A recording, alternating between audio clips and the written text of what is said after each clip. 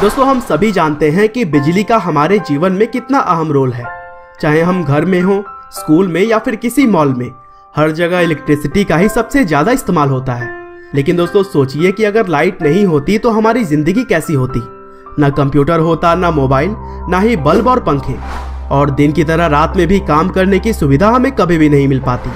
और आज अगर हम अपने रात को लाइट्स के रोशनी में बिताते हैं तो इसका पूरा श्रेय जाता है निकोला टेस्ला को, जिन्होंने अपने अद्भुत ज्ञान के दम पर अल्टरनेटिंग करंट का आविष्कार किया। तो दोस्तों, आज के इस वीडियो में भी हम एसी यानी कि अल्टरनेटिंग करंट की तरह ही 300 से भी ज्यादा आविष्कारों का पेटेंट प्राप्त कर चुके महान वैज्ञानिक निकोला टेस्ला के लाइफ स्टोरी को जानेंगे कि किस तरह से एक पादरी के लड़के ने अपने आविष्कार से पूरी दुनिया बदल दी। तो दोस्तों, इस कहानी की शुरुआत होती है 10 जुलाई 1856 से, जब ऑस्ट्रियन साम्राज्य के एक गांव में निकोला टेस्ला का जन्म हुआ। उनके पिता का नाम मिलुटिन टेस्ला था, जो कि एक पादरी थे। साथ ही उनकी मां का नाम डुका टेस्ला। और कहा जाता है कि उनकी मां पढ़ी लिखी तो बिल्कुल भी नहीं थी, लेकिन फिर भी उन्हें घर के छोटे मोटे उपकरणों को बनाने में महारत हासिल थी। और शायद उन्हीं की शार्प मेमोरी पैदा होने के बाद से निकोला टेस्ला को मिली। टेस्ला ने अपनी शुरुआती पढ़ाई अपने गांव के ही एक स्कूल से की, और फिर कुछ साल के बाद 1862 में निकोला टेस्ला अपनी फैमिली के साथ गॉस्पिक नाम के शहर के पास जाकर बस गए, और वहां पर उन्होंने अपनी मिडिल स्कूल की पढ़ाई करनी शुरू की। और फिर हायर स्कूल में पहुंचते पहुंचते टेस्ला की रुचि फिजिक्स की तरफ काफी बढ़ गई थी। और टेस्ला अपने स्टूडेंट लाइफ में इतने विद्वान थे कि वह इंटीग्रल कैलकुलस को अपने दिमाग में ही सॉल्व करने की क्षमता रखते थे। और यही वजह थी कि उनके टीचर्स को कभी कभी यह भी लगता था कि वह किसी दूसरे की नकल कर रहे हैं। और फिर इसी तरह से आगे चलकर 1873 में वह ग्रेजुएट हो गए। और दोस्तों, उस समय किसी भी स्टूडेंट का ग्रेजुएट होना बहुत ही बड़ी बात मानी जाती थी। और इसीलिए जब टेस्ला घर वापस आए तो उनके घर पर खुशी का माहौल छा गया। हालांकि निकोला टेस्ला के पिता चाहते थे कि वह बाहर न जाकर शहर में ही एक पृष्ठ के तौर पर काम करे, लेकिन टेस्ला का सपना तो सबसे अच्छे इंजीनियरिंग कॉलेज में एडमिशन लेने का था। हालांकि इसी बीच उन्हें कॉलेरा नाम की गंभीर बीमारी ने घेर लिया, और इस बीमारी के चलते वह लगभग अपनी जान गंवा ही चुके थे। और फिर इसी समय टेस्ला के पिता ने उनसे वादा किया कि अगर टेस्ला स्वस्थ हो जाएंगे तो वह उनका एडमिशन किसी अच्छे इंजीनियरिंग कॉलेज में करवा देंगे। हालांकि इसी बीच ऑस्ट्रो हंगरियन आर्मी में अनिवार्य भर्ती शुरू हो गई थी, जिससे बचने के लिए टेस्ला घर से भागकर जंगल में चले गए। और वहां पर जाकर लंबी बीमारी से जूझ रहे निकोला टेस्ला प्राकृतिक वातावरण की वजह से सही हो गए। और फिर 1875 में टेस्ला ने ऑस्ट्रियन पॉलिटेक्निक में एडमिशन ले लिया, और वहां पर उन्होंने माइकल फैराडे के प्रिंसिपल्स को बहुत ही गहराई से जाना। और दोस्तों, उस टाइम टेस्ला अपनी पढ़ाई में कुछ इस तरह से लीन हो गए थे कि सुबह के 3 बजे से लेकर रात के 11 बजे तक वह केवल किताबों में ही खोए रहते थे। और जब यह बात टेस्ला के प्रोफेसर को पता चली, तब उन्होंने टेस्ला के पिता के पास चिट्ठी लिखकर इस बात की जानकारी दी। उन्होंने कहा कि टेस्ला को समझा लिया जाए, नहीं तो पढ़ाई की वजह से उनकी जान भी जा सकती है। हालांकि पॉलिटेक्निक के सेकेंड ईयर में टेस्ला का रुख गैम्बलिंग की तरफ चला गया, और फिर जुआ खेलने की लत की वजह से टेस्ला ने अपने थर्ड ईयर के एग्जाम के लिए बिल्कुल भी प्रिपरेशन नहीं की।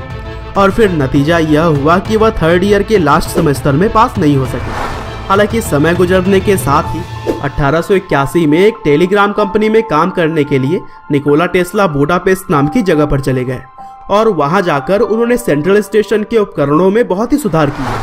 और फिर टेस्ला के टैलेंट से टीवादार पुस्कस नाम के एक इन्वेंटर बहुत ही प्रभावित थे, और इसीलिए उन्होंने टेस्ला की जॉब पेरिस के कॉन्टिनेंटल एडिशन कंपनी में लगवा दी, जो कि डायरेक्ट करंट यानी कि डीसी के इन्वेंटर थॉमस एडिशन की कंपनी थी। और इस कंपनी में टेस्ला का काम शहर में लाइटिंग सिस्टम को इंस्टॉल करना था। और दोस्तों, यह वो दौर चल रहा था जब थॉमस एडिसन डायरेक्ट करंट यानी कि डीसी की क्रांति लेकर आए थे। हालांकि डीसी का करंट कम दूरी में बिजली की खपत को तो पूरा कर सकता था, लेकिन अगर वही बात हो ज्यादा दूर तक बिजली को पहुंचाने की, तो एडिशन का डीसी इस काम में फेल था, क्योंकि इसका वोल्टेज दूरी बढ़ने के साथ ही साथ कम होता जाता था। हालांकि इस प्रॉब्लम को सॉल्व करने के लिए निकोला टेस्ला दूसरी तरफ अल्टरनेटिंग करंट यानी कि एसी पर काम कर रहे थे, और वह ऐसा खोज करना चाहते थे जिससे कि दूरी बढ़ने के बाद भी वोल्टेज कम ना हो, और वायर्स के थ्रू एक जगह से दूसरी जगह हाई वोल्टेज को ट्रांसफर किया जा सके। और फिर अपनी खोज को पूरा करने के बाद जब अल्टरनेटिंग करंट की मोटर को टेस्ला ने एडिसन के सामने प्रस्तुत किया, तब एडिसन समझ गए कि टेस्ला का यह खोज उनके डीसी के खोज पर भारी पड़ जाएगा, और इसीलिए उन्होंने टेस्ला का मजाक बना दिया और एसी को यूजलेस और खतरनाक बताया। और फिर टेस्ला अपने इन्वेंशन पर काम न कर पाए, इसीलिए थॉमस एडिसन ने उन्हें अपनी कंपनी के मशीनों पर काम करने का आदेश दिया और कहा कि अगर वह 24 स्टैंडर्ड मशीनें तैयार कर लेंगे तब उन्हें $50,000 का बोनस दिया जाएगा।